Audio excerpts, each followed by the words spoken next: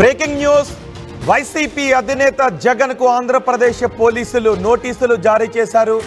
YCP అధినేత జగన్ నివాసం దగ్గర ఉన్న సీసీ ఫుటేజ్ ఇవ్వాలి అంటూ ఈ నోటీసుల్లో పేర్కొన్నారు.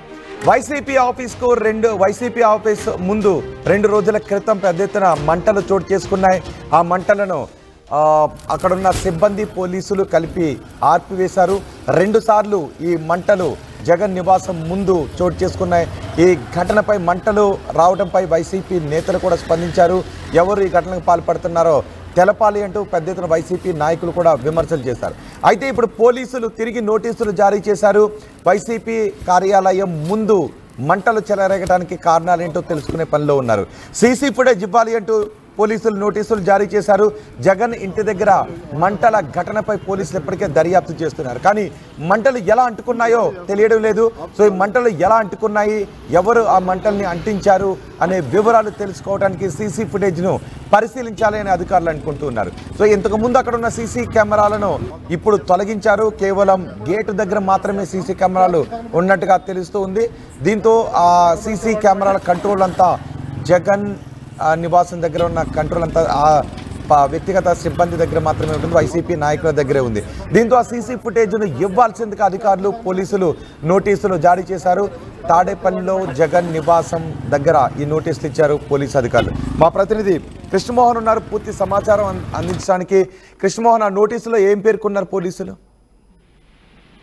రోహిత్, 2 రోజుల ముందు ఏదైతే మాజీ ముఖ్యమంత్రి జగన్మోహన్ రెడ్డి ఇంటి ముందు ఉన్న గార్డెన్ మొత్తం కూడా, అంటే అది మధ్యాహ్నం పూట ఒకసారి మంటలు రావడం, ఆ తర్వాత సాయంత్రం 7 గంటల తర్వాత గార్డెన్ అంతా కూడా పూర్తిగా మంటల్లో కాలిపోవడం జరిగింది. అంటే ఆ గార్డెన్, ఇంటి ముందు ఉన్న గార్డెన్ మొత్తం కూడా కాలిపోవడం పట్ల చాలా విమర్శలు అయితే వచ్చి మాజీ ముఖ్యమంత్రికి రక్షణ కూడా కల్పించలేని పరిస్థితుల్లో ఉన్నారా. ఇంటి ముందు మంటలు వస్తున్నా కనీసం ఎవరు పట్టించుకోలేదనే విమర్శలు అక్కడ నేతలు మాట్లాడిన నేపథ్యం మనం చూసిన నేపథ్యంలో పోలీసులు అసలు ఏం జరిగింది, అసలుకి ఎవరైనా ఆగతాయాలు చేసిన పనే లేదా ఇది ఉద్దేశపూర్వకంగా జరిగిందా, ఎలా ఈ మంటలు వ్యాప్తి చెందాయి అనే దాని మీద 2 రోజుల నుంచి కొంత విచారణ అయితే ప్రభుత్వం చేపడుతుంది. అయితే ఈ నేపథ్యంలోనే పార్టీ ఆఫీస్కి, ఏదైతే ఇప్పుడు పార్టీ ఆఫీస్ కూడా ఇంట్లోనే ఉంది కాబట్టి అక్కడ నోటీసులు అయితే ఇచ్చారు.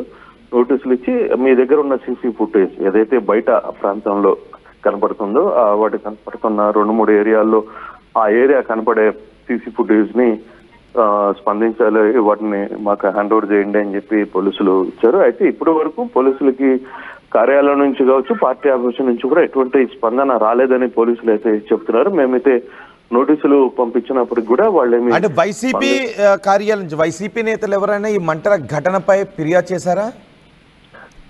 మంటల ఘటన మీద ఫిర్యాదు చేయలేదు కానీ అఫీషియల్ గా, కానీ అక్కడ ఆ జరిగిన సంఘటన అప్పుడు స్థానికంగా ఉన్న నేతలందరూ కొంతమంది అక్కడికి రావడం, అక్కడికి వచ్చి దాన్ని ఆపిచ్చే ప్రయత్నం చేయడం, నీళ్లు పోయడం, ఇవన్నీ కూడా చర్యలు చేశారు. అయితే దీన్ని కొంత విమర్శలు కూడా ప్రభుత్వం సైడ్ నుంచి కాకుండా అధికార పక్షం కనీసం ఒక ముఖ్యమంత్రి హోదాలో పనిచేసిన వ్యక్తికి, మాజీ ముఖ్యమంత్రిగా ఉన్న వ్యక్తికి రక్షణ కనిపించలేదని కొంత విమర్శలు వచ్చాయి. దాని మీద ప్రభుత్వమే కొంత సీరియస్ గా రియాక్ట్ అయింది. ప్రభుత్వం కూడా ఇమీడియట్ గా అసలు ఇది ఎలా జరిగింది, దీని వెనకాల ఏం జరిగింది, అసలు నిజంగానే ఆ టైంలో కొన్ని ఏదో పేపర్లు కూడా అక్కడ కాల్చారు అనే ఒక చర్చ కూడా జరిగింది. కానీ అది కాదు, అసలు జరిగిన వ్యవహారం మీద నిగ్గుదాల్చాలనే ప్రయత్నం ప్రభుత్వం భావిస్తోంది.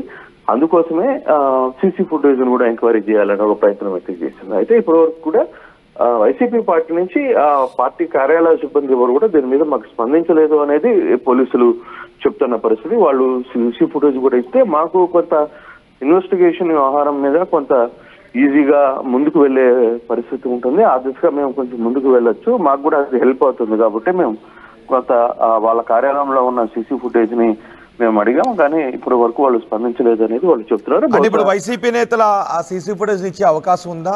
అసలు పోలీసుల అనుమానాలు ఏంటి?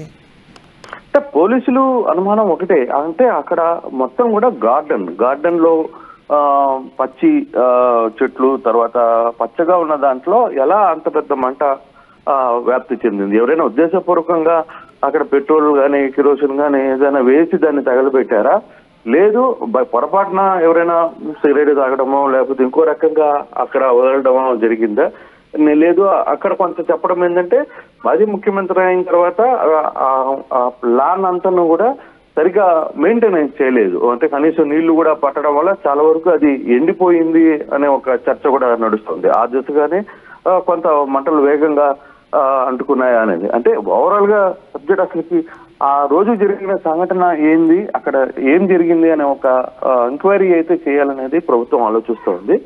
సేమ్ టైం అక్కడ సీసీ ఫుటేజ్ కూడా జగన్ ఇంటికి సీసీ ఫుటేజ్ ఆ ప్రాంతం అంతా ఉంది కాబట్టి సో అక్కడ మీరు మాకు అది ఇస్తే పార్టీ ఆఫీస్ నుంచి కావచ్చు, మీ పార్టీ కార్యాలయం నుంచి కానీ మీరు మాకు స్పందిస్తే అది కొంత మాకు బెనిఫిట్ అవుతుంది.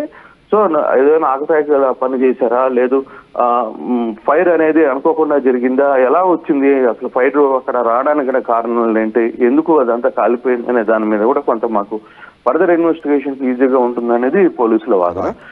అయితే ప్రభుత్వం ఇప్పుడు దాకా ప్రభుత్వం చేసిన అప్పీల్ కి పార్టీ నుంచి ఇంకా ఎవరు రెస్పాన్స్ కాలేదు అనేది చెప్తున్నారు. రైట్ కృష్ణమోహన్, తాడేపల్లిలో జగన్ నివాసం దగ్గర అంటుకున్న మంటలపై పోలీసులు విచారణ జరుపుతున్నారు. ఈ నేపథ్యంలో వైసీపీ అధినేత జగన్కు తాడేపల్లి పోలీసులు నోటీసులు జారీ చేశారు.